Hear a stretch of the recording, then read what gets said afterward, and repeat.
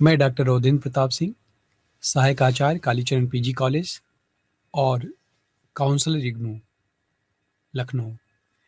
प्रिय विद्यार्थियों, जैसा कि विदित है, BSDC 183 पाठ्यक्रम के अंतर्गत अभी तक कुल 3 व्याख्यान हो चुके हैं और आज उस व्याख्यान की श्रृंखला का ये अंतिम व्याख्यान है, जिसमें अनुवाद सिद्धांत और प्रविधि पर चर्चा करते हुए अब हम लोग इस बिंदु पर पहुंचे हैं कि अनुवाद विभिन्न विषयों की प्रमुख जो पारिभाषिक शब्दावली है और उसकी जो अभिव्यक्तियां हैं, उस पर विचार करेंगे।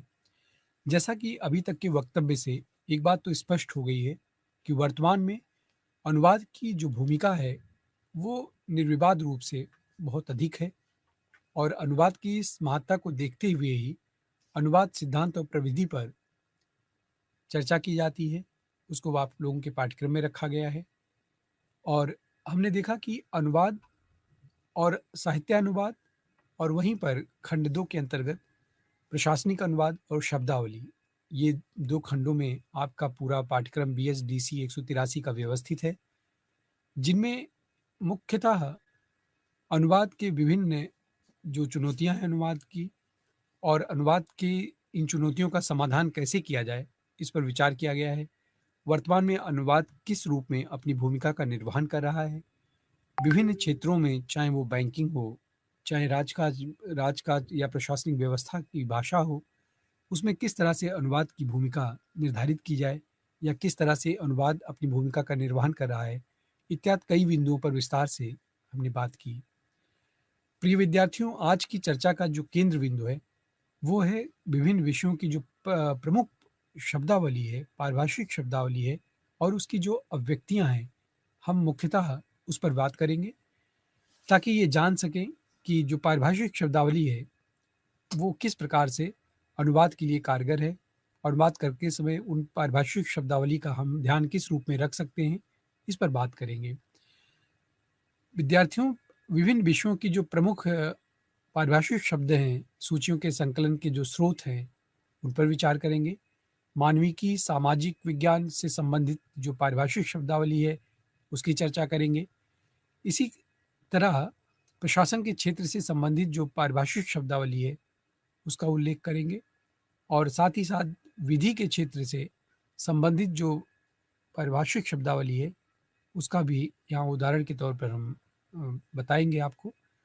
इस प्रकार से प्रमुख प्रशासनिक जो वाक्यांश हैं या व्यक्तियाँ हैं, वो कौन-कौन सी हैं, किस रूप में हैं, कैसे कार्य करती हैं, इस पर विचार करेंगे।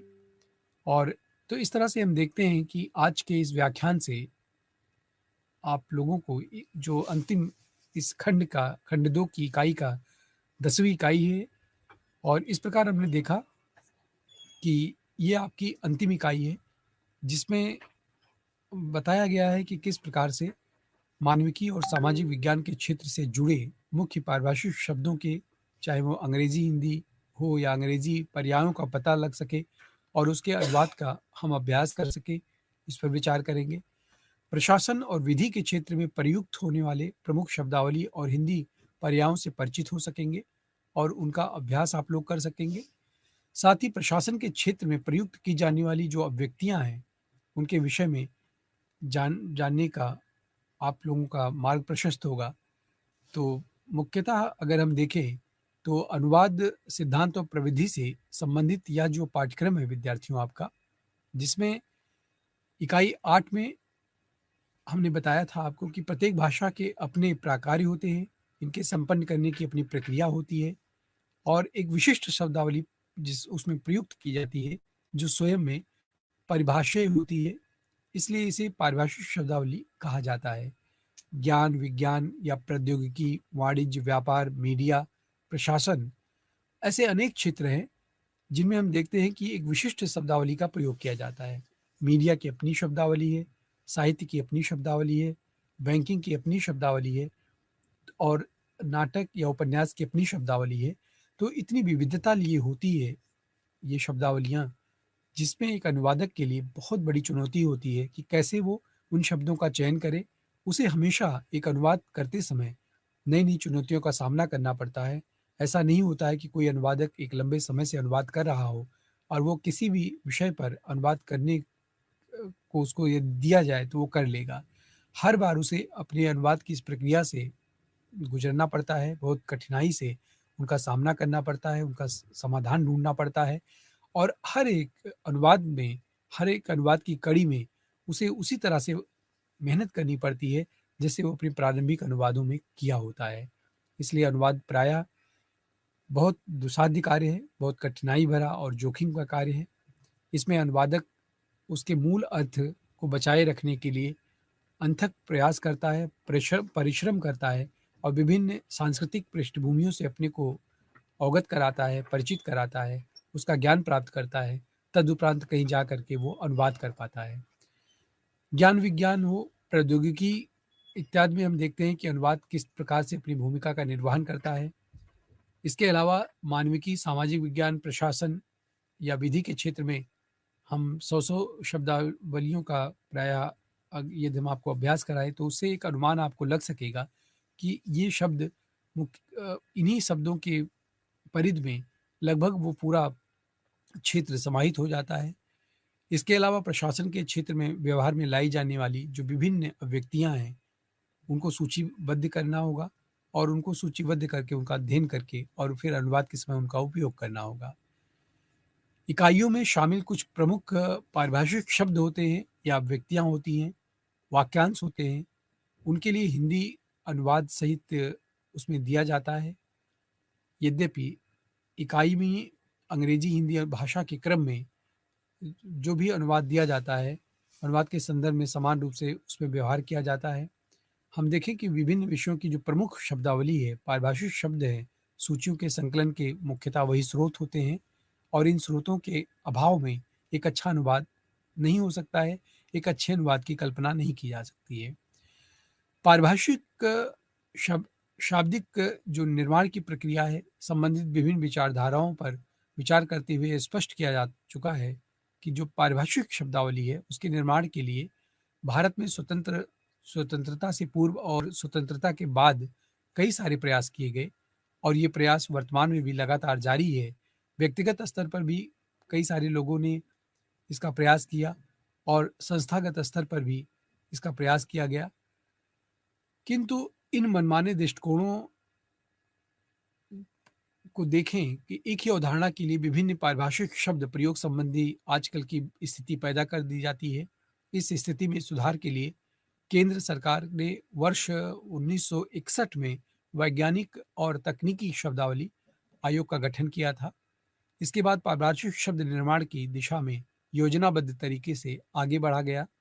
आयोग ने जनवरी 1962 से विधिवत रूप से काम प्रारंभ किया था और उनके द्वारा विभिन्न विषयों की जो पारिभाषिक शब्दावलियाँ थीं, वो गढ़ी गई थीं, उनका निर्माण किया गया था।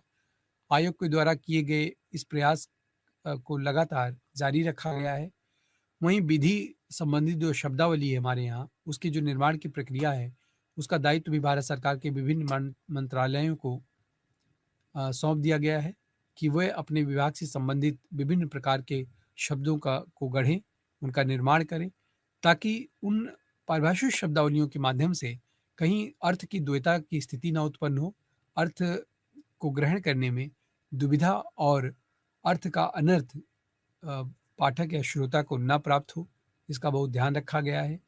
वैज्ञानिक और तकनीकी शब्दावली आयोग की जो पारिभाषिक शब्दावली है, उसके निर्माण के क्षेत्र में आधारकारिता मुख्यतः इसी पर है। शिक्षा हुआ, प्रशासन हुआ आदि विभिन्न क्षेत्रों में आयोग द्वारा जो निर्मित मानक हैं, शब्दावली प्रयोग की ही हर जगह प्रयोग की बाध्यता उसमें निर्धारित की जाती है। इसके अलावा भारतीय स्तर पर पारिभाषिक शब्द व्यवहार में अनेक रूपता की स्थिति बनी रह गई है और इस अनेक रूपता को बनाए रखने के लिए बहुत सारा प्रयास किया जाता है। समय-समय पर इसमें काफ़ी सुधार किया जाता है ताकि उन शब्दों का जो शब्द निर्मित किए गए हैं, जो शब्द नए गढ़े गए हैं पारिभाषिक तौर पर, उनके सही-सही अर्थ पाठक तक पहुँच सके, इसका विशेष ध्यान रखा गया है। इन विषमताओं को दूर करने के लिए उच्चतम न्यायालय ने अपने निर्णय में अखिल भारतीय स्तर पर आयोग के द्वारा निर्धारित पारिभाषिक शब्दों के प्रयोग की अनिवार्यता स्थापित की है और मानक पारिभाषिक शब्दावली के प्रयोग की जो वांछनीयता थी, एकरूपता और समानता की दृष्टि से ये अनिवार्यता सार्थक भी है। इसीलिए पारिभाषिक शब्द सूचियों के आयोग की अगर हम देखें जो शब्दावलियाँ हैं, उस आधार पर उन्हें संपादित किया गया है, जिनमें हम देखते हैं कि बृहद पारिभाषिक शब्द संग्रह तैयार किया गया है, प्रशासनिक शब्दावली का निर्माण किया गया है। वहीं विधि संबंधी पारिभाषिक शब्दों की सूची तैयार करते समय विधि मंत्रालय द्वारा प्रशासनिक विधि शब्दावली को आधार बना करके उनका निर्माण किया गया है। इस प्रकार हम देखते हैं कि पारिभाषिक जो शब्दावली है उसके जो निर्माण की प्रक्रिया है वो सतत रूप से जारी है।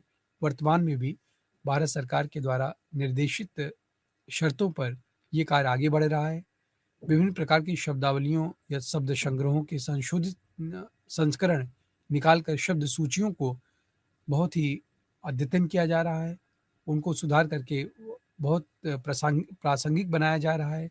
नए शब्दों एवं उनके पर्यायों के को जानने और अनुवाद करने के लिए इन शब्दावलियों के अद्यतन संस्करणों को एक अनुवादक देख सकता है, उनका उपयोग कर सकता है अपने अनुवाद में, इसका वो ध्यान रखता है।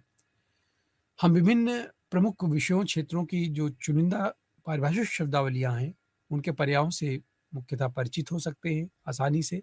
अनुवाद का अभ्यास हम कर सकते हैं और कहीं न कहीं से अनुवाद एक ऐसा विषय है, जिसका जितना अधिक अभ्यास किया जाए, वो चाहे अनुवाद करने के लिए उसका अभ्यास किया जाए, चाहे बार-बार अपने किए हुए अनुवाद को पढ़ करके उसमें परिमार्जन और सुधार किया जाए, तो इसकी एक अच्छे अनुवाद की में हमेशा अपेक्षा रहती है।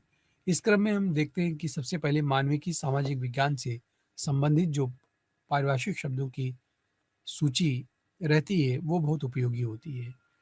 अब हम बात करें तो मानविकी सामाजिक विज्ञान से संबंधित कुछ पारिभाषिक शब्दावली है, जिनका दृष्टावलोकन करना अपरिहार्य है।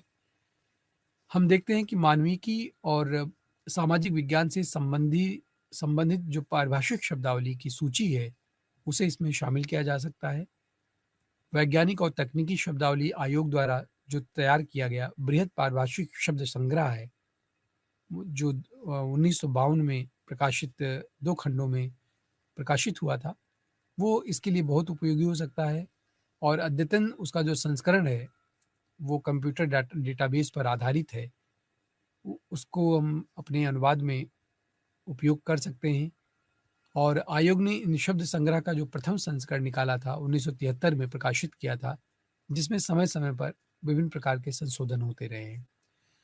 प्रिय विद्यार्थियों, मानविकी और सामाजिक विज्ञान के पारिभाषिक शब्दों की अगर हम सूची में बात करें, तो ज्ञान के इस व्यापक क्षेत्र में विषयों के चुनिंदा करीब 100 डेढ़ 100 पारिभाषिक शब्दों को रखा गया है मुख्यतः।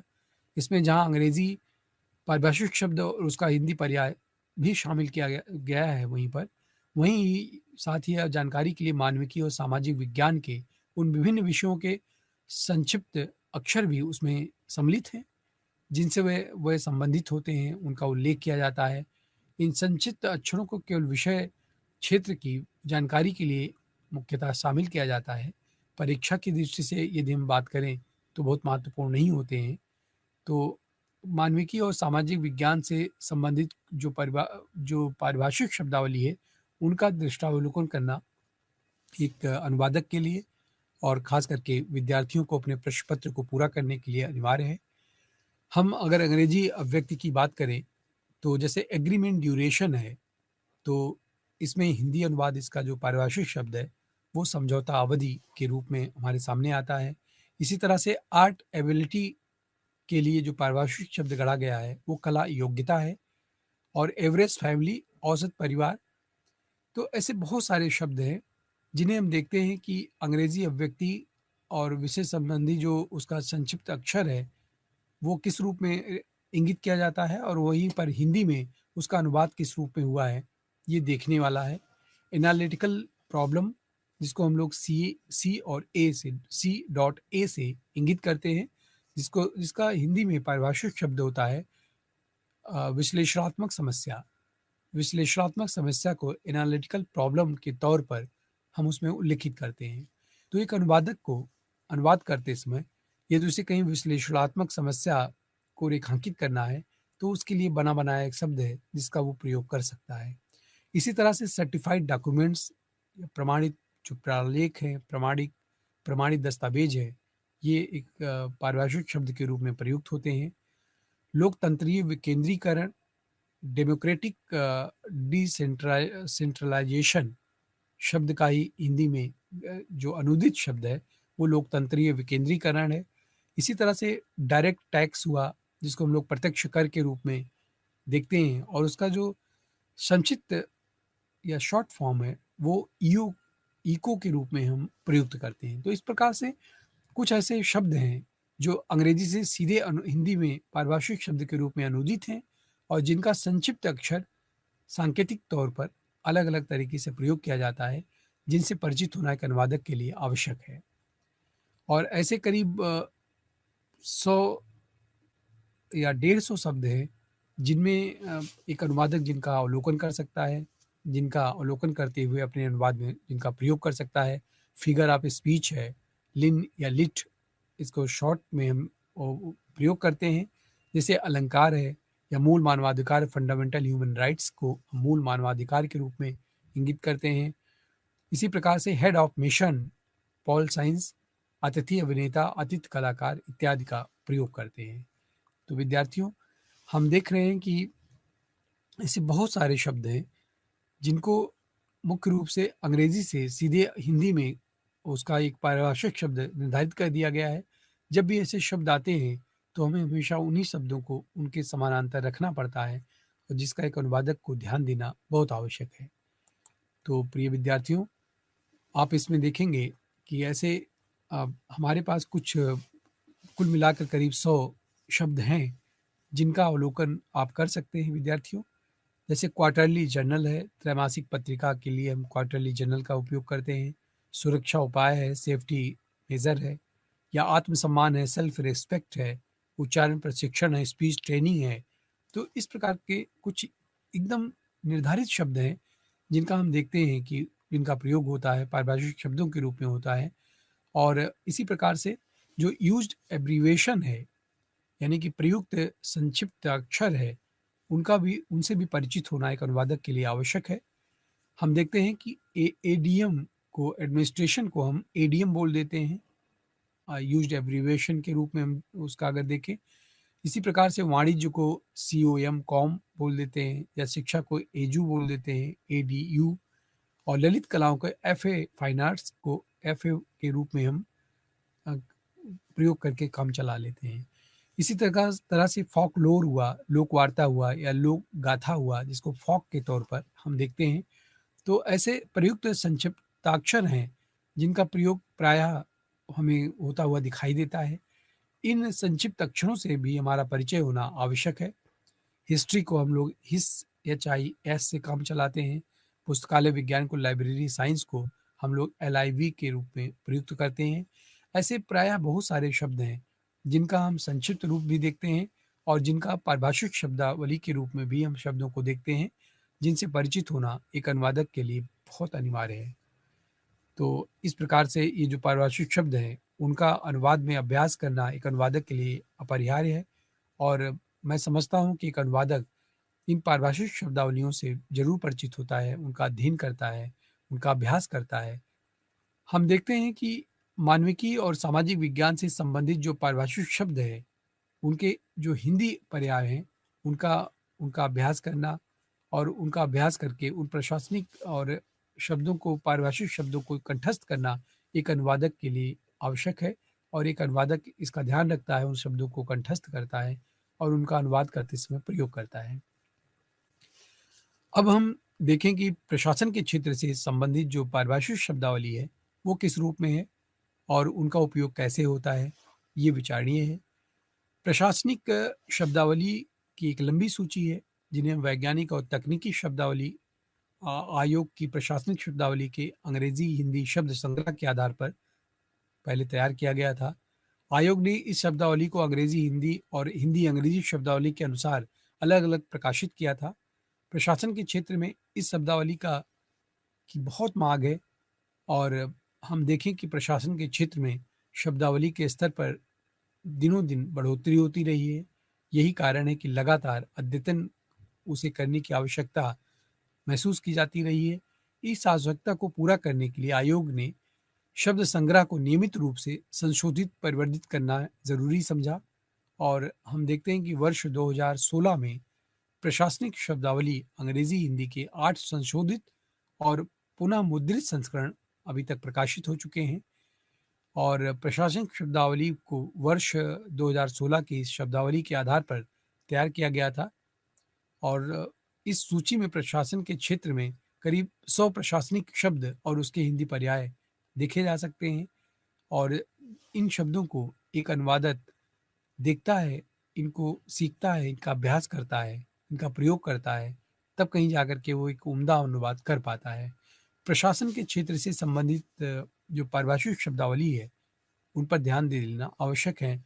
जैसे हिंदी में कुछ पारिभाषिक शब्द चलते हैं, औसत व्यय या नियुक्ति पत्र, तदर्थ पदोन्नति, विनिमय पत्र, वर्गीकृत विज्ञापन, कुटीर उद्योग और आंकड़ा बैंक प्रशासन, पुण्यतिथि, विभागीय अनुबंधी, ये कुछ ऐसे शब्द हैं जिनका प्रायः प्रयोग होता है। उभरता बाजार या संपादन मंडल, तो ये गढ़ी हुई कुछ पारिभाषिक शब्द हैं जिनका प्रयोग एक अनुवादक करता ही करता है। अनिवार्य सेवा हुआ, विनिमय दर हुआ या खाद्य प्रसंस्करण उद्योग हुआ, पूर्णकालिक रोजगार हुआ, अनिवार्य सेवा, प्रवेश परीक्षा, तो ये ऐसे शब्द हैं जिनका प्रयोग एक अनुवादक करता ही करता है, इन्हें सीखता ही सीखता है और इन पारिभाषिक शब्दों की खास बात ये है कि इन्हें एक बार ज्यों का त्यों याद कर लेने से, ध्यान दे देने से, इनको अनुवाद करने में, इन शब्दों के प्रयोग में बड़ी सहूलियत होती है।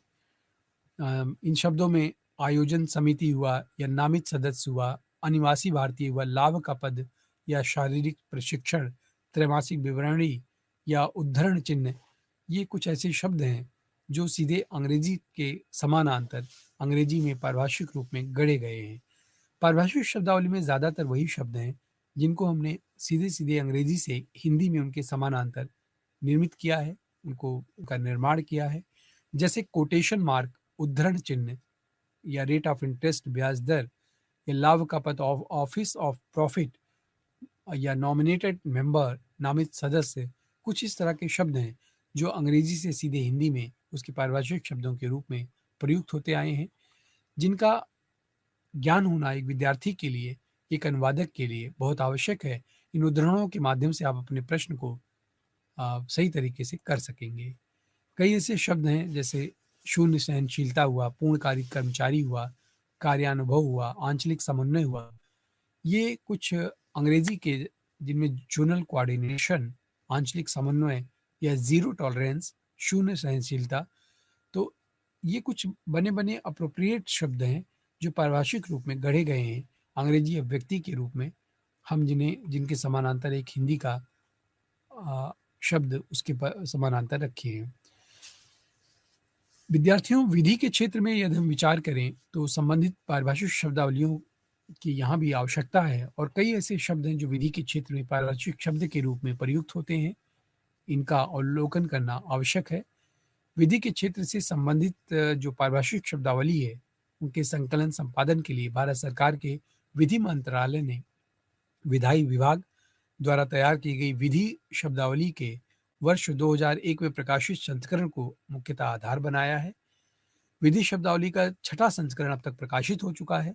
विधि शब्दावली का जो पहला संस्करण प्रकाशित हुआ था, वो सन 1970 ईस्वी में हुआ था। इसके बाद लगातार इसका संशोधित संस्करण प्रकाशित होता रहा, जिनमें क्रमशः यदि हम अवलोकन करें तो 1979, 83, 88, 92 कुल 5 संशोधित संस्करण अब तक प्रकाशित हो चुके हैं और विधि शब्दावली का वर्ष 2001 के बाद संभवतः कोई नया संस्करण प्रकाशित नहीं हुआ है। इसीलिए इसी संस्करण के आधार पर पारिभाषिक शब्दावली की सूची तैयार की गई है और इस सूची का अवलोकन करना एक विद्यार्थी के लिए, एक अनुवादक के लिए, एक शिक्षक के लिए भी आवश्यक है, क्योंकि इस सूची को देखने के बाद ही वह विधि के क्षेत्र की उस शब्दावली से, पारिभाषिक शब्दावली से परिचित हो सकेगा, जिनका प्रायः वो उपयोग देखता है, प्रयोग देखता है और जिनका वो स्वयं में भी ज़रूरत पड़ने पर जिनका उपयोग या प्रयोग कर सकता है। शब्द सूची में विधि संबंधी करीब 100 पारिभाषिक शब्द दिए गए हैं। इन शब्दों को भी अंग्रेजी पारिभाषिक शब्द और उसके पर्याय के रूप में लिया जाता है।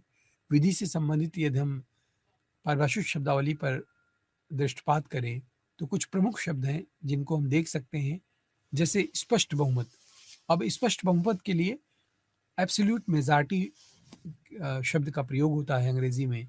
एब्सोल्यूट मेजॉरिटी के लिए हमने स्पष्ट बहुमत शब्द को अनुवाद के रूप में, पारिभाषिक शब्द के रूप में देखा है, जो गढ़ा गया है। इसी तरह से अटैचमेंट ऑर्डर, कुर्की का जो आदेश होता है, उसके लिए कुर्की आदेश शब्द निर्मित किया गया है। या बजट सेशन, बजट का जो सत्र है, उसके लिए इसका उपयोग होता है। आचार संहिता, कोड ऑफ कंडक्ट के समानांतर निर्मित किया गया है। या कस्टम ड्यूटी या सीमा शुल्क, उसका हिंदी में पारिभाषिक शब्द है। इसी प्रकार से बहुत सारे ऐसे शब्द हैं जिनसे आप परिचित हैं, पर बात केवल इतने की है कि हम प्रायः उनका ध्यान नहीं देते हैं, लेकिन कहीं न कहीं वो उनके लिए, उन स्थितियों के लिए, उन अ, स्थितियों को व्यक्त करने के लिए गढ़े हुए या निर्मित पारिभाषिक शब्द हैं, जिनका प्रायः हम उपयोग करते हैं। जैसे दस्तावेजी साक्ष्य हुआ, समवर्ती सूची हुई, या वाणिज्यिक रोजगार हुआ, या गबन हुआ, या इसी तरह छूट प्राप्त कर्मचारी हुआ, प्रदेन हुआ, एक्स ऑफिसियो।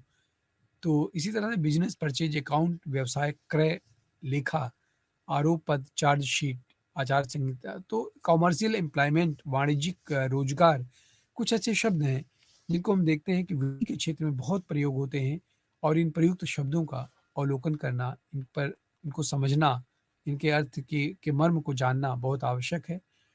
तो ऐसे करीब 100 शब्द हैं जिनको हम देख सकते हैं, जिनका अभ्यास कर सकते हैं, और इनका अभ्यास करने से हमारे अनुवाद में बहुत निखार आएगी, हमारे अनुवाद में काफ़ी स्वीकृति आएगी।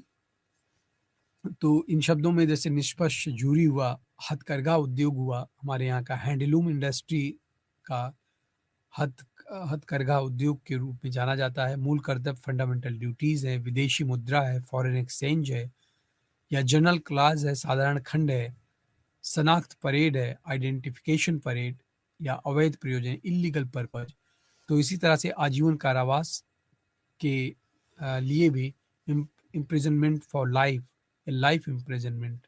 तो इस तरह से ऐसे शब्द जो प्रायः सुनने में आते हैं, जिनका हम बहुत उपयोग भी करते हैं, जिन शब्दों से परिचित भी होते हैं, लेकिन हम उनका अभ्यास न करने के नाते, उनको पहले पूर्व में ध्यान न देने के नाते, हम उनका सही सही अर्थ नहीं समझ पाते हैं, उन शब्दों से परिचित नहीं होते हैं। और इसलिए जब हमें उन अंग्रेजी शब्दों के समानांतर किसी शब्द की आवश्यकता पड़ती है, तो हम इधर-उधर ताक-झाँक करते हैं, फिर उनको खोजते हैं और उसके समानांतर शब्द लाने की कोशिश करते हैं। देखा जाए कि जब भी ऐसे की मैप हुआ, जैसे मूल नक्शा, की मैप, तो अगर की मैप को हम लिटरल या उसका शाब्दिक अनुवाद करेंगे, तो अर्थ उसका मूल नक्शा के रूप में नहीं आ पाएगा। इसलिए इन पारिभाषिक शब्दावलियों को याद करना, उनको जानना पहले से, उनके मर्म और अर्थ को समझना एक अनुवादक के लिए आवश्यक है। न्यूनतम संविदा प्रीमियम, मिनिमम कॉन्ट्रैक्ट्स प्रीमियम का अंग्रेजी अनुवाद है जनशक्ति, मैन पावर को हम जनशक्ति के रूप में देखते हैं। इसी तरह से बंधक संपत्ति हुई, नैसर्गिक संरक्षक हुआ, अधिकृत सूची हुई, संसदीय लोकतंत्र का प्रयोग हम लोग अक्सर देखते हैं, या विश्वास प्रस्ताव हुआ, या अर्ध वाणिज्यिक उपक्रम हुआ, गणपूर्ति या कोरम हुआ, विनिमय दर हुआ। तो ये कुछ ऐसे शब्द हैं। प्राकृतिक साधन हुआ, नेचुरल रिसोर्सेज हैं। तो ये कुछ ऐसे शब्द हैं जिनका हम बहुत प्रयोग करते हैं, और ये कहीं न कहीं से उस संस्था द्वारा, जो केंद्रीय व्यवस्था के तहत पारिभाषिक शब्दों को निर्मित करने का दायित्व जिनको दिया गया है, उनकी बहुत भूमिका है इन शब्दों को बनाने में। और ये शब्द निश्चित रूप से इतने प्रसिद्धि को प्राप्त हो चुके हैं, इतने इससे लोग परिचित हो चुके हैं कि एक अनुवादक इन शब्दों का आसानी से अपने अनुवाद में प्रयोग कर पाता है। विक्रय नियंत्रण हुआ, विनिमय दर हुआ, विशेष हित हुआ, उधार की अवधि या अनिश्चित काल के लिए, साइन डाई। तो इस तरह से कुछ शब्द हैं जो जिनके समानांतर वही शब्द आ सकता है। तो एक विद्यार्थी को इन पारिभाषिक शब्दावलियों का बाकायदे अभ्यास करना चाहिए, उनको याद करना चाहिए, उनको सीखना चाहिए, ताकि वो इन पर अपना उत्तर रखते समय, इन इन शब्दों का उदाहरण देते हुए अपनी बात की पुष्टि कर सके और एक अनुवादक इन शब्दों को याद करके, समझ करके, उसके मर्म को जान करके, अनुवाद में उन शब्दों का सटीक प्रयोग करके अपने अनुवाद को बहुत सुंदर बना सकता है। तो इस तरह हम देखते हैं कि जो पारिभाषिक शब्दावली है, उसे यदि अच्छी तरह से याद कर लिया जाए, समझ लिया जाए, तो उसे अनुवाद करते समय बहुत आसानी हो जाएगी और इनका अनुवाद करना, इनका अभ्यास करना एक विद्यार्थी के लिए, एक अनुवादक के लिए बहुत आवश्यक है। अब हम बात करें तो प्रशासनिक वाक्यांश और जो अभिव्यक्तियाँ होती हैं प्रमुख-प्रमुख, वो कौन-कौन सी होती हैं, किस रूप में अपनी भूमिका निभाती हैं, वो भी विचारणीय है। प्रशासनिक अनुवाद से संबंधित खंड 2 का ये जो पाठ्यक्रम है विद्यार्थियों आपका, उससे आप पहले भी प्रशासनिक अनुवाद के तमाम प्रक्रमों से आप परिचित हो चुके थे। निश्चित प्रविधि में या लिखित रूप में जो कार्य करता है, ये लिपिक से लेकर के उच्च अधिकारी तक, जो विभिन्न स्तरों पर कार्मिक लिखने की प्रक्रिया का अंग होता है, पद से संबंधित दायित्वों के अनुरूप भाषा को जो व्यवहार में लाता है। विशेष बात यह है कि प्रशासनिक कार्य प्रणाली में स्थितियाँ या जो संदर्भ हैं, वो भले ही कितने अलग-अलग हों, भिन्न-भिन्न हों, किंतु उनका जो प्रयुक्त की जाने भाषा है, वो उनके लिए रूढ़ होती है और वो उस संदर्भ में उसी भाषा का, उसी शब्द का प्रयोग करते हैं, जिसके वाक्यांश निश्चित होते हैं और उनमें निश्चित शब्दों वाले वाक्यांश प्रयुक्त किए जाते हैं। ये रूढ़ वाक्यांशों या वाक्यों को ही प्रशासनिक अभिव्यक्तियाँ कहा जाता है। आज़ादी के बाद हम देखें, तो भारत का जो प्रशासनिक ढाँचा है, वो कुल मिला-जुला कर अंग्रेज़ों के शासनकाल वाला ही स्थिर रहा, बना रहा। अंग्रेज़ी के माध्यम से ही किए जाने वाले कार्यों को हिंदी माध्यम से किया जाने लगा। वैज्ञानिक और तकनीकी शब्दावली आयोग ने प्रशासनिक कामकाज में आम तौर पर व्यवहार में लाई जाने वाली जो शब्दावली थी, उसके साथ-साथ प्रयुक्त की जाने लगी। जो रूढ़ वाक्यांश थे, उनका व्यवहार होने लगा। अब व्यक्तियों के हिंदी रूप भी सुनिश्चित किए गए ताकि जो प्रशासनिक भाषा है, उसमें एकाग्रता आ सके, एकरूपता आ सके और अर्थ में भिन्नता न दिखाई दे। इन वाक्यांशों और अभिव्यक्तियों और उनके हिंदी रूपों को आयोग ने प्रशासनिक शब्दावली में शामिल किया। इसी शब्दावली के आधार पर करीब 100 वाक्यांशों या अभिव्यक्तियों और उनके हिंदी अनुवाद को भी तैयार किया गया। उनकी एक विधिवत सूची बनाई गई और उस सूची का अवलोकन करना एक विद्यार्थी के लिए, एक अनुवादक के लिए ज़रूरी है। प्रमुख प्रशासनिक जो वाक्यांश हैं या अभिव्यक्तियाँ हैं, उनको हम देख सकते हैं। उदाहरण के तौर पे संक्षिप्त नोट नीचे है, जिसको अंग्रेजी में हम लोग a brief note is placed below. यह अत्यंत आवश्यक मामला है, मैटर ऑफ एक्सट्रीम अर्जेंसी या सुविधानुसार अकॉर्डिंग टू कन्वीनियंस। पावती पहले ही भेजी जा चुकी है। Acknowledgement has already been sent. तो ये कुछ ऐसे बने बनाए शब्द हैं जिनका हम उस क्षेत्र में उपयोग करते हैं प्रशासनिक वाक्यांश के रूप में या व्यक्तियों के रूप में और जिनका कोई दूसरा पर्याय शब्द नहीं हो सकता है। इसलिए इनको याद करना, इनको सीखना, इनका अभ्यास करना बहुत आवश्यक है और ये ऐसे बने बनाए सटीक शब्द हैं जो पूरी स्थिति को व्यक्त करने में सक्षम है। प्रशासनिक अनुमोदन प्राप्त किया जाए या समीक्षा हेतु आवेदन दिया जाए। जहाँ तक मेरी जानकारी और विश्वास है, best of knowledge and belief, budget में व्यवस्था, बजट प्रोविज़न एग्जिस्ट, भुगतान बिल, बिल ऑफ पेमेंट। तो ये कुछ ऐसे शब्द हैं जिनको पारिभाषिक शब्दों के रूप में गढ़ा गया है, जिनकी एक लंबी सूची तैयार की गई है और ज़रूरत पड़ने पर इन सूची को देखना, इनको समझना, इनको याद करना अनुवादक के लिए ज़रूरी है। प्रिय विद्यार्थियों, अब हम इनमें यदि सारांशतः बात करें, तो प्रत्येक भाषा के जो विभिन्न प्रकार हैं, उनसे संपन्न होने वाली जो पारिभाषिक शब्दावली है, वो प्रयोग की जाती है। ज्ञान, विज्ञान, प्रौद्योगिकी, प्रशासन, वाणिज्य, व्यापार आदि विभिन्न क्षेत्रों में अपनी-अपनी विशिष्ट शब्दावली होती है और इन शब्दावलियों का प्रयोग, उनकी समझ एक अनुवादक को रखना पड़ता है। सामाजिक, मानविकी, विज्ञान या प्रशासन और विधि के क्षेत्र में जो पारिभाषिक शब्दावली है, वाक्यांश हैं, अभिव्यक्तियाँ हैं और हिंदी उनके जो पर्याय हैं, उनको कंठस्थ करना होगा। तो प्रत्येक विषय क्षेत्र की जो पारिभाषिक शब्दावली है, उससे परिचित होना ज़रूरी है, उनका अभ्यास करना भी ज़रूरी है तो जब एक अनुवादक स्वयं को जाँच करके, स्वयं को परख करके, स्वयं को इसके लिए तैयार करने की प्रक्रिया से गुज़र करके अनुवाद करता है, तो निस्संदेह वह अनुवाद बहुत अच्छा होता है। पारिभाषिक शब्दावली निर्माण के क्षेत्र में वैज्ञानिक और तकनीकी शब्दावली आयोग की आधारकारिता है। हम देखें कि उच्चतम न्यायालय ने भी ये निर्णय लिया है कि अखिल भारतीय स्तर पर आयोग के द्वारा जो निर्धारित पारिभाषिक शब्दावली है, उसका सख्ती से पालन किया जाए और आयोग द्वारा निर्मित शब्दावलियों के आधार पर ही शब्दावली को शामिल किया जाए। विधि के क्षेत्र में इसी शब्दावली को व्यवहार में लाया जाए और हम देखते हैं कि पारिभाषिक शब्दावली निर्माण सतत रूप से जारी रखने की प्रक्रिया चल रही है। इसीलिए इनके संशोधित संस्करण निकाले जाने की आवश्यकता हमेशा बनी रहती है। नए शब्द और उनके पर्यायों को जानने के लिए शब्दावलियों के अद्यतन संस्करणों को एक अनुवादक को देखना पड़ता है। मानविकी, सामाजिक विज्ञान या प्रशासन विधि के क्षेत्र में पारिभाषिक शब्द और उनके प्रशासनिक वाक्यांश या व्यक्तियाँ हिंदी अनुवाद से दिए रहते हैं, उनका अध्ययन करना चाहिए। शब्दावली को अंग्रेजी हिंदी भाषा के क्रम में प्रस्तुत किया गया होता है और हिंदी अंग्रेजी अनुवाद के संदर्भ में समान रूप से व्यवहार में लाया जाता है। तो इस तरह से हम देखें कि इनका प्रयोग एक अनुवादक कर सकता है। कुछ उपयोगी पुस्तकें हैं विद्यार्थियों, जिनको आप देख सकते हैं, पढ़ सकते हैं इस संदर्भ में, जिनमें प्रशासनिक शब्दावली है, वैज्ञानिक और तकनीकी शब्दावली आयोग द्वारा प्रकाशित है नई Delhi, glossary of administrative terms के नाम से।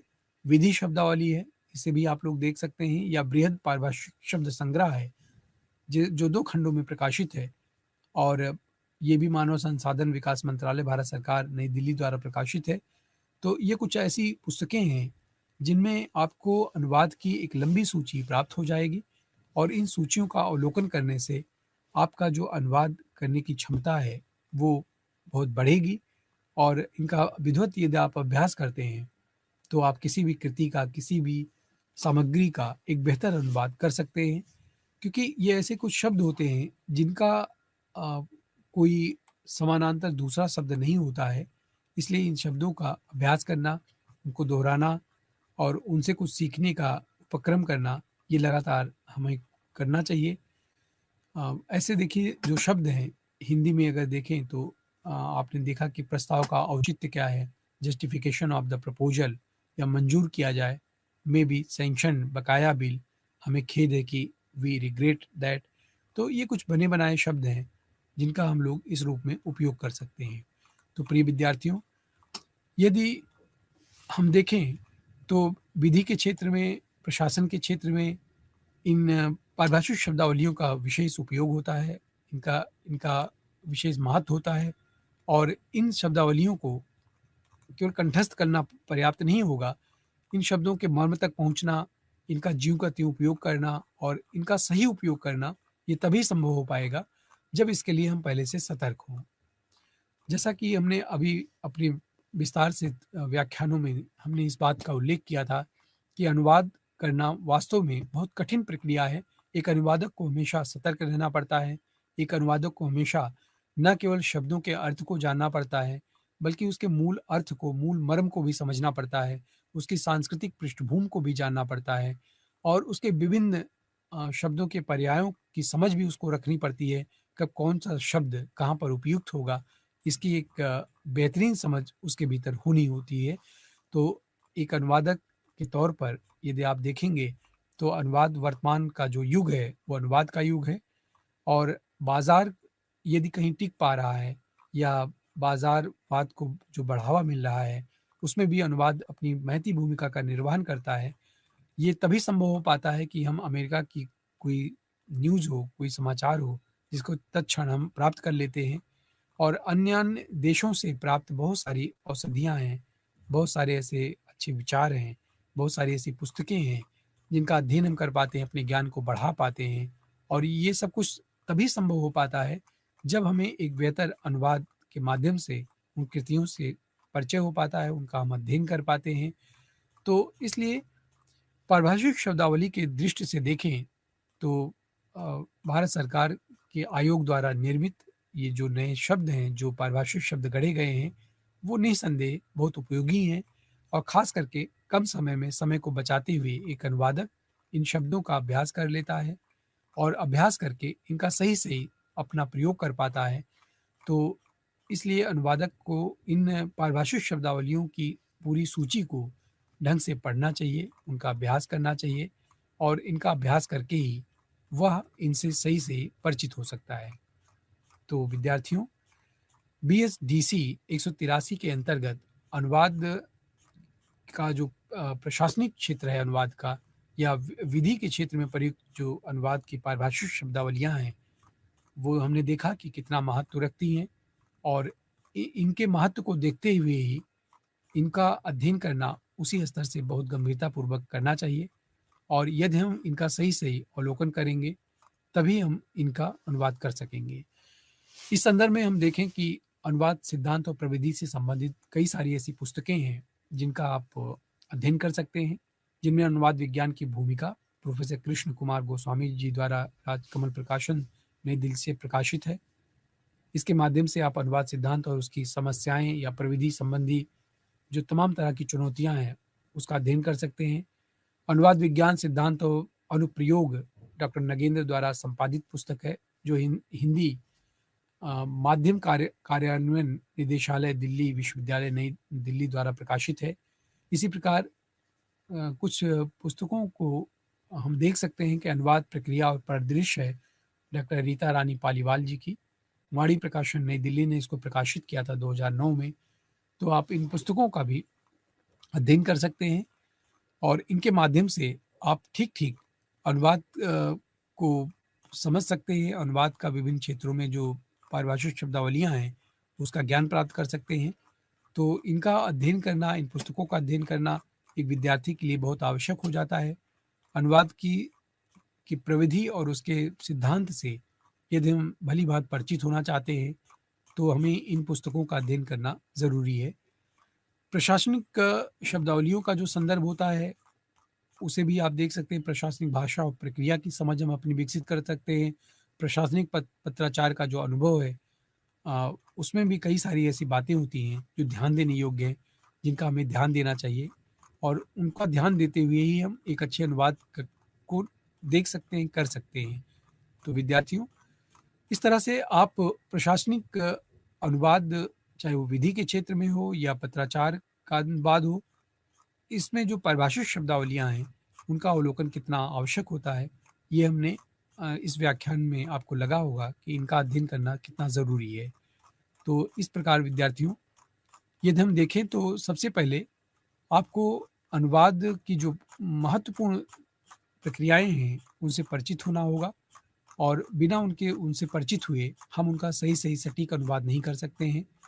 तो इस तरह से अनुवाद कि विभिन्न रूपों में अपनी भूमिका का ठीक-ठीक निर्वहन करता है, उससे हम परिचित होते हैं।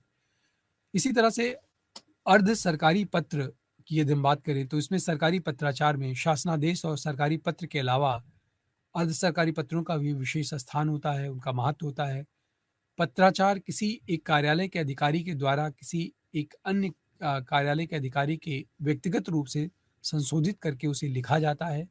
अधिकारियों के बीच का यह पत्र व्यवहार सरकारी कामकाज के सिलसिले को आगे बढ़ाता है, उनसे जुड़ा होता है। अर्ध सरकारी पत्र भी इन्हीं को कहा जाता है। डेमी ऑफिशियल लेटर, जिसको अंग्रेजी में हम लोग जानते हैं, इसका प्रयोग उसके जगह पर होता है। किसी विशेष मामले में नियम, सरकारी आदेश या पत्राचार की ओर से किसी अधिकारी का ध्यान व्यक्तिगत रूप से आकर्षित किया जाता है। प्रायः अर्ध सरकारी पत्र लिखा जाने का यही कारण होता है। सरकारी पत्र की श्रेणी में किसी लंबित मामले को जल्दी से निस्तारण करने की ओर इशारा किया जाता है। सरकारी पत्र में निर्धारित क्रियाविधि और शासकीय औपचारिकता का पालन करने की आवश्यकता नहीं होती है या औपचारिकता में लिखा जाता है, लेकिन कभी-कभी इस प्रकार के पत्र को औपचारिक शैली में भी लिखा जा सकता है। पत्र की भाषा और संबोधन में व्यक्तिगत स्पर्श और आत्मीयता आदि का समावेश पत्र को औपचारिक शैली से संपन्न कर देता है। व्यक्तिगत ढंग से लिखे गए जो पत्र होते हैं, प्राप्तकर्ता पर अधिक प्रभाव उनका पड़ता है, इसलिए पत्र लिखने वाला जो अधिकारी होता है, उसका ये पहला प्रयास रहता है कि आत्मीयता का पुट उसमें बना रहे और अधिकारी उन पर विशेष ध्यान देता है, जहाँ तक हो सके मामला निपट जाए, आगे की दिशा में बढ़े या फिर कार्य संपन्न हो सके या प्रगति पर हो सके। पत्र के ज़रिए आत्मीयता के मूल परस्पर सहयोग की कामना की अभिव्यक्ति होती है। अर्ध सरकारी जो पत्र होते हैं, वो आमतौर पर विद्यार्थियों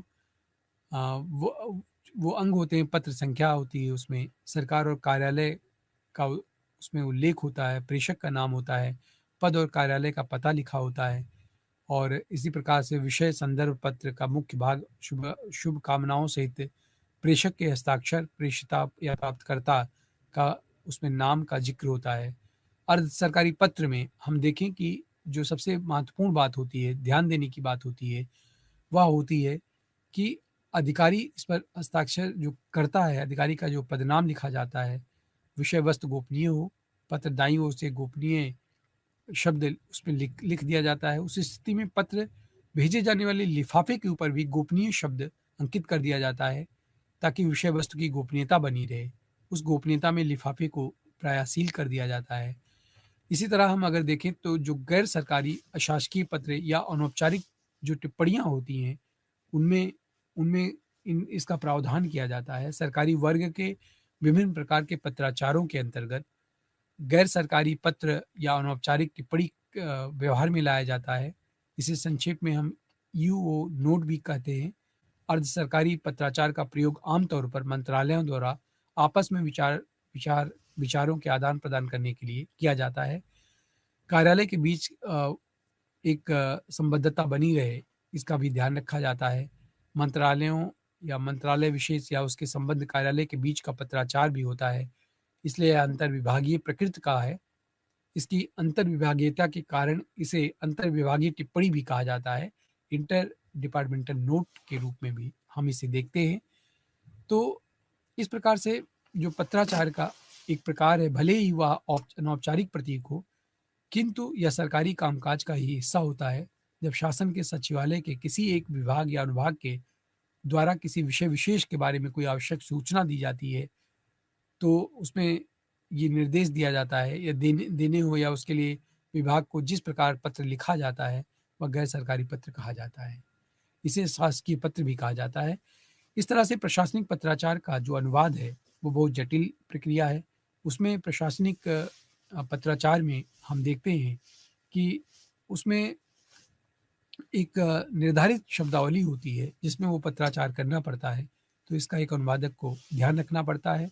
अर्ध सरकारी पत्राचार का जो प्रयोग है, आमतौर पर मंत्रालयों द्वारा आपस में या फिर किसी एक मंत्रालय को उसके संबद्ध कार्यालय के बीच किया जाता है।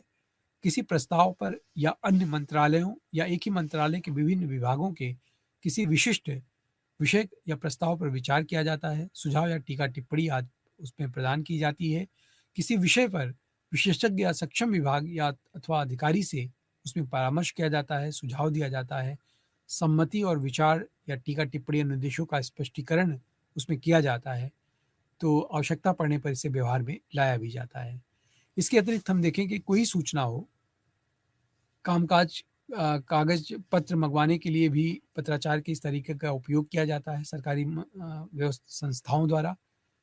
तो सारांशतः हम देखें तो कह सकते हैं कि उन विषयों पर आधारित जो टिप्पणियाँ होती हैं, उनके विशेषज्ञ से सुझाव मांगे जाते हैं कि वो अपना सुझाव दें और उस सुझाव आ जाने के बाद ही उनका आगे कार्यान्वयन होता है। किसी सचिवालय में अनुभाग द्वारा विभाग परस्पर संबद्ध होते हैं। गैर सरकारी पत्रों में पत्राचार संबंधी वैसी औपचारिकता का निर्वाह नहीं किया जाता है, जैसा कि सरकारी पत्रों में किया जाता है। अन्य प्रकार के पत्रों में यह अपेक्षित होता है। गैर सरकारी प्रकार के पत्रों की जो रूपरेखा होती है, वो लगभग अर्ध सरकारी पत्रों की तरह ही होती है, किंतु इसमें अर्ध सरकारी पत्रों की तरह की जैसी आत्मीयता या अनौपचारिकता नहीं होती है। इस तरह का पत्राचार फाइल पर टिप्पणी करना या लिखकर उसी को मंत्रालय कार्यालय भेज दिया जाता है या फिर अपने आप में पूर्ण टिप्पणी या नोट बनाकर भेजा जाता है। मूलतः टिप्पणी पर केंद्रित होने के कारण इसे औपचारिक टिप्पणी यानी कि अनऑफिशियल नोट यूओ नोट भी कहा जाता है शॉर्ट में। पत्र संख्या का उल्लेख भी इसमें किया जाता है। पत्र में अ, सा, अर्ध सरकारी के स्थान पर गै सा यानी कि गैर सरकारी उसमें लिख दिया जाता है। इसके अलावा पत्र में संशोधन का प्रयोग किया जाता है। इसके स्थान पर उस विभाग या अनुभाग का उल्लेख रहता है, जिससे अपेक्षित जानकारी हासिल हो जाती है। विभाग के नाम के तुरंत बाद किसी और औपचारिकता के सीधे जो मुख्य विषय है, उसको लिख दिया जाता है। इसी अनौपचारिकता का निर्वाह करते समय पत्र के अंत में अ, हम बहुधीय लिखते हैं या आपका या जैसे किसी भी प्रकार के आदर सम्मान सूचक शब्दों का प्रयोग करते हैं। उसके स्थान पर केवल प्रेषक या संबंधित अधिकारी के हस्ताक्षर, पद या विभाग का हम उल्लेख कर देते हैं। तो इसमें हम देखते हैं कि जो अर्ध सरकारी पत्र होते हैं, उसमें इन बातों का ध्यान रखना ज़रूरी हो जाता है। और प्रशासनिक पत्राचार के अनुवाद के संदर्भ में और महत्वपूर्ण बात है, जो इंडोर्समेंट है, यानी कि पृष्ठांकन है। पृष्ठांकन का जो शाब्दिक अर्थ होता है, वो पीछे से अंकित करना या पृष्ठ लेख करना, पुष्टि करना आदि इसके लिए पर्याय शब्द के रूप में प्रयुक्त होते हैं। इंडोर्समेंट का अर्थ है an act of writing on the back of a note, bill and other written instrument. इस प्रकार किसी प्रकार का जो बिल होता है या लिखित सामग्री के पीछे लिखने की जो क्रिया होती है, उसको हम पृष्ठांकन कहते हैं। इसे पारांकन भी कहा जाता है। तो इस तरह आप देखते हैं विद्यार्थियों की पृष्ठांकन किसी भी पत्र के पीछे जो भी हम टिप्पणियाँ करते हैं, जो भी उस पर उल्लेख कर देते हैं, वो इंडोर्समेंट के रूप में होता है और इसे हम पारांकन की संज्ञा भी देते हैं। तो इसके लिए दो शब्द चलते हैं, पृष्ठांकन और पारांकन। शासन के कामकाज में हम देखें पृष्ठांकन शब्द का ही ज़्यादा प्रयोग होता है। कार्यालय साहित्य के संदर्भ में कहा जा सकता है कि जब शासकीय पत्राचार में किसी पत्र की हस्त प्रतिलिपि सूचना, मार्गदर्शन या किसी प्रकार की कार्रवाई की सूचना होती है, तो उत्तर देने या शीघ्र अनुपालन करने या टीका टिप्पणी आदि के एक से अधिक व्यक्तियों को भेजी जाती है, तो उसके लिए पृष्ठांकन शब्द का प्रयोग किया जाता है।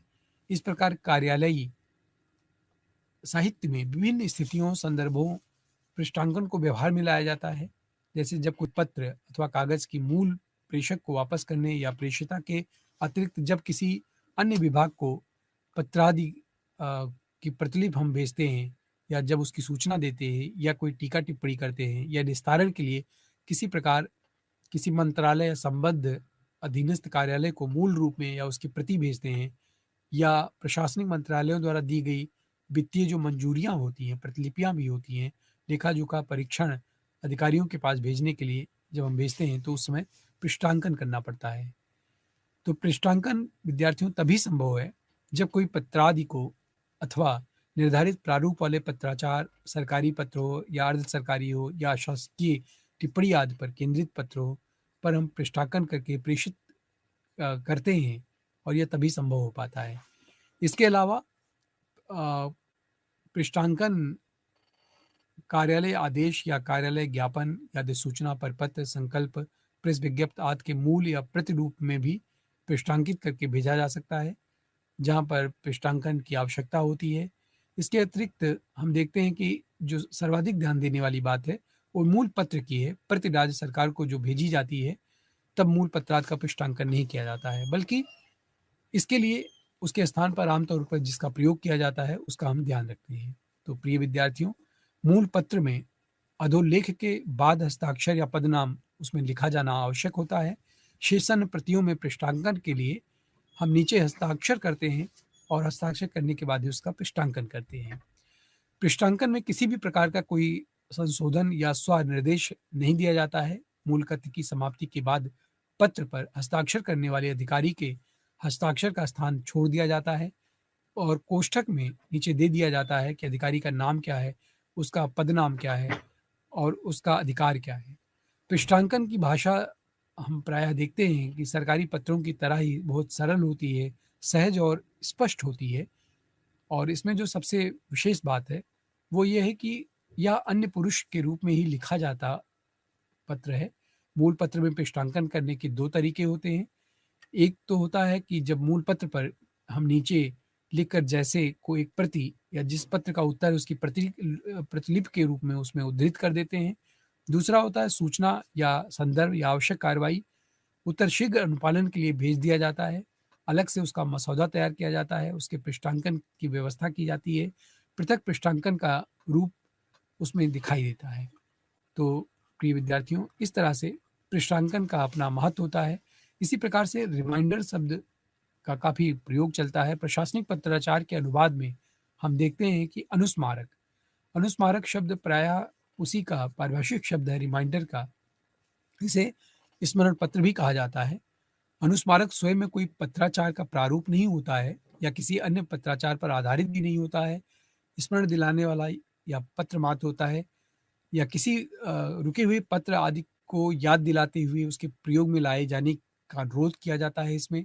इसके अतिरिक्त इसमें प्रशासनिक कामकाज में अनुस्मारक का भी एक प्रारूप हमें देखने को मिलता है। इसके अलावा अलग से ये विचार किया जाता है कि इसमें अनुस्मारक के माध्यम से उसमें गति लाई जा सके। तो विद्यार्थियों, हम देखते हैं कि जब कोई संबंधित मंत्रालय या विभाग आदि अपेक्षित अवधि के भीतर उस कार्य को नहीं संपन्न करता है, तो पत्रादि का जवाब देने, भेजने, दिलाने के लिए उसे अनुस्मारक पत्र भेजना पड़ता है। इसके अलावा यदि कोई फाइल या टिप्पणी पर कार्रवाई नहीं की जाती है, फिर कोई प्रतिवेदन या मांगी गई जानकारी अपेक्षित समय तक नहीं पहुंच पाती है, तो उसके लिए अनुस्मारक को पत्र भेजना पड़ता है।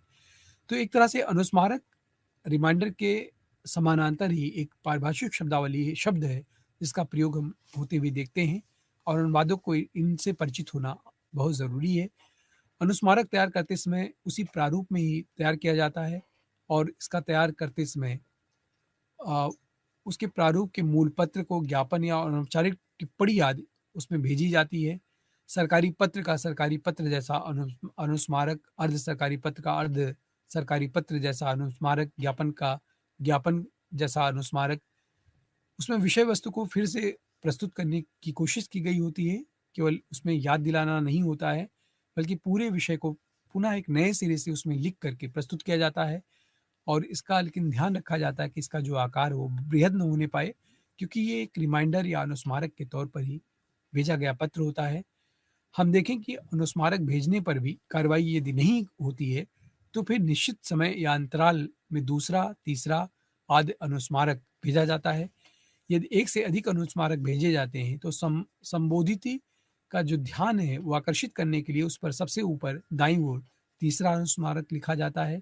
कई बार जब पत्र और अनेक प्रकार के स्मरण पत्र भेजने पर संबंधित विभाग से वांछित उत्तर नहीं मिलता है, तो मामले के महत्व को समझते हुए अर्ध सरकारी पत्र के रूप में भी अनुस्मारक भेजा जाता है।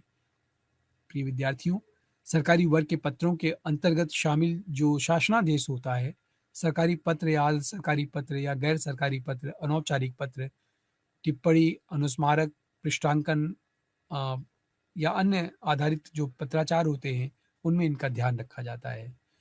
विज्ञप्त वर्ग के पत्र के रूप में देखें तो उसमें भी परिपत्र हुआ, ज्ञापन हुआ, कार्यालय ज्ञापन हुआ या कार्यालय आदेश हुआ, अधिसूचना हुआ, संकल्प, प्रेस विज्ञप्ति आदि आते हैं। ये सरकारी निर्णयों की जानकारी देने वाले पत्र होते हैं और इसमें प्रेषक या प्रेषिता या संबोधन और स्वनिर्देश नहीं दिए गए होते हैं, तो इनका भी विचार किया जाना चाहिए। जिनमें परिपत्र है, यह एक तरह का देखें तो सरकारी पत्र व्यवहार में परिपत्र, सर्कुलर एक महत्वपूर्ण माध्यम होता है। परिपत्र के जरिए विभिन्न मंत्रालयों या विभागों में अपने अधीन कार्यालयों, संकलन आदि का उसमें ध्यान रखा जाता है। तो इस प्रकार से हम लोग देखते हैं विद्यार्थियों कि जो पत्राचार के रूप में जो अनुवाद आता है, वो उसकी विभिन्न श्रेणियाँ हैं, बहुत व्यापक क्षेत्र है उसका, जिसको एक अनुवादक को ध्यान रखना पड़ता है और इन विभिन्न क्षेत्रों में प्रयोग किए जाने वाली शब्दावली का प्रायः वो अधिक ध्यान रखता है। तो इस प्रकार से आज के इस व्याख्यान में हमने देखा कि जो प्रशासनिक अनुवाद के विभिन्न क्षेत्र हैं, चाहे वो विधि का हो, चाहे वो पत्राचार का हो, तो ये बहुत बड़ा दायरा है इसका, जिसका अभ्यास करके, जिसका लगातार जिसका ध्यान दे करके ही हम उसे सीख सकते हैं। तो आज के इस व्याख्यान को प्रिय विद्यार्थियों हम यहीं विराम देते हैं और आज BHDC 183 का यह पाठ्यक्रम यहीं पर समाप्त होता है। इसी के साथ बहुत बहुत धन्यवाद। नमस्कार।